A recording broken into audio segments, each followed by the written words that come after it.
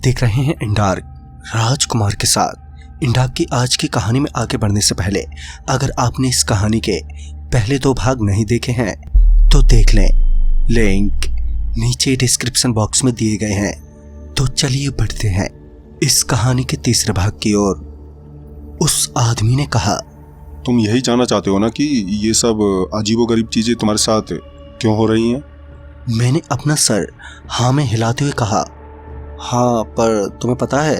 इस पर वो बोला, वैसे तो तुम मर चुके हो, चूंकि तुम्हारे शरीर को अभी तक जलाया नहीं गया है, तो तुम्हारे पास एक मौका है वापस से अपने शरीर में जाने का। कि तभी मैंने बीच में टोकते हुए बोला, मगर मैं मरा कब और कैसे? इस पर उसने कहा, वो तो मुझे नहीं पता, मगर उस बुढ़िया ने तुमसे किसी चीज के बदले तुमसे तुम्हारी जान का सौदा कर लिया और तुमने भी अपनी मर्जी से हाँ कह दी। यही सुनते ही मैं थोड़ा चिल्लाते हुए उस आदमी से बोला, मैं क्या पागल हूँ जो किसी चीज के बदले मैं अपनी जान का सौदा करूंगा? इस पर उस आदमी ने कहा, जब तुमने अपनी जान का सौदा किया तभी तो तुम अपने होश में नहीं हो, मगर अब तुम्हारे पास वक्त बहुत कम है। तुम्हें ये याद करना होगा कि तुमने किस चीज के बदले अपनी जान का सौदा किया था, और जैसे ही वो चीज याद आ जाए तो तुम्हें वो चीज उस बुढ़िया को लौटानी होगी।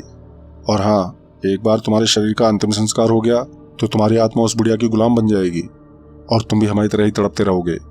ये सब सुनने के बाद भी मुझे उस आदमी पर विश्वास नहीं हो रहा था। मतलब मैं मर चुका हूँ और मेरे को ही मालूम नहीं। कमाल की बात थी, फिर जब मैंने ध्यान से सोचा तो मुझे इतना याद आया कि जब मैं ट्रेन में सो रहा था तब किसी ने कुछ कहा था और मैंने उसे हाँ बोला था। इसके अलावा और कुछ मुझे बिल्कुल भी याद नहीं आ रहा था। तभी कुछ देर बाद एक बार फिर जगह अचानक से बदल गई। इस बार मैं किसी जंगल में था जहां बड़े ही घने पेड़ थे। वहां की बहती हवाओं में एक अजीब सा शोर था। मैं अभी आसपास देख ही रहा था कि वो बुढ़िया और उसके साथ वो सभी लोग फिर से एक गोला बनाकर खड़े हो गए और इस बार उन्होंने मुझे भी अपने साथ खड़ा कर लिया। तभी वो बुढ़िया आसमान की ओर देखने लगी। कुछ देर बाद उसने उस आदमी को अपने पास बुलाया जिससे वो पिछली बार बात कर रही थी।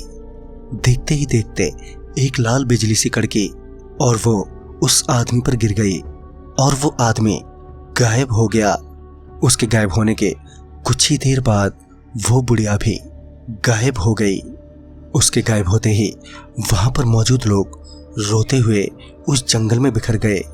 मैं इसी बीच उनसे किसी तरह बात करने की कोशिश कर रहा था, मगर मैं जब भी उनमें से किसी से बात करता तो मुझे उनकी बात समझ में नहीं आती, क्योंकि उनकी बड़ी ही अजीब सी आवाज निकलती थी।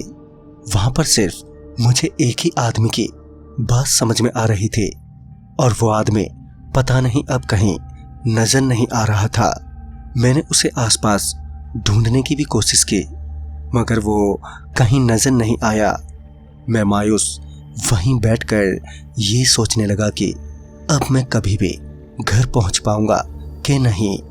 तभी मुझे वही आदमी नजर आया जिससे मेरी थोड़ी बहुत बात हो रही थी, मगर वो पेड़ पर पड़ा रोए जा रहा था।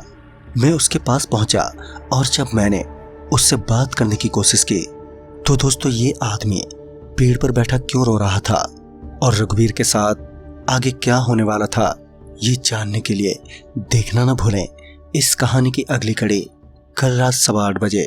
तब तक के लिए बाय एंड टेक केयर।